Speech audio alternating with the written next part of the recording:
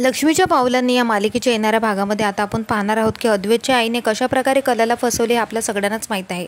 परंतु आता परत अद्वैत एकदा फसताना आपल्याला दिसणार आहे। नेहमीप्रमाणे आता तो कलाची माफी मागणार आणि तिच्यासमोर झुकताना आपल्याला दिसणार आहे। अद्वैतचे नेहमी हेच प्रयत्न असतात की काही झालं तरी त्याला कलासमोर झुकावं लागणार नाही, परंतु तसं होत नाही, कारण कला ही नेहमी सत्याच्या बाजूने उभी असते।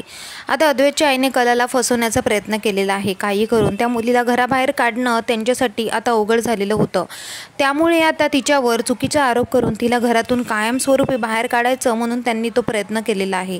कारण अद्वैत आता कलाच्या जवळ जाताना त्यांना दिसलेलं होतं, परंतु सत्य हे नाही आहे। अजून तरी अद्वैत आणि कलामध्ये कुठल्याही प्रकारचं प्रेम निर्माण झालेलं नाही। सध्या त्या दोघांमध्ये शत्रूचे संबंध आपल्याला दिसत आहे।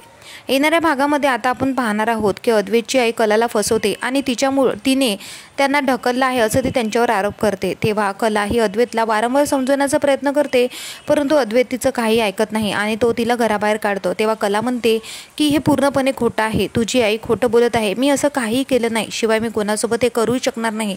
आणि असंच जर असेल तर मी आता रात्रभर उपाशीपोटी बिना काही खाल्ल्या आणि पिल्ल्याने या तुझ्या घराच्या बाहेर राहणार आणि जोपर्यंत तू मला घरात घेऊन जाणार नाही तोपर्यंत मी घरात येणार नाही, अशी ती शपथ घेते। त्यामुळे तिचा हा शपथीचा परिणाम कसा होणार हे बघणे महत्त्वाचे असणार आहे। त्यामुळे कला तिची शपथ पाळणार आणि काही खाता न पिता ती घराच्या बाहेर असणार आहे। शिवाय अद्वैतला कळणार की कलाची काहीही चुकी नव्हती आणि तो कलाची माफी मागून तिला आदराने परत घरात आणणार आहे आणि अशा प्रकारे अद्वैतच्या आईची परत एकदा हार होताना आपल्याला दिसणार आहे। पाहत रहा लक्ष्मीच्या पावलांनी। भेटूया परत। धन्यवाद।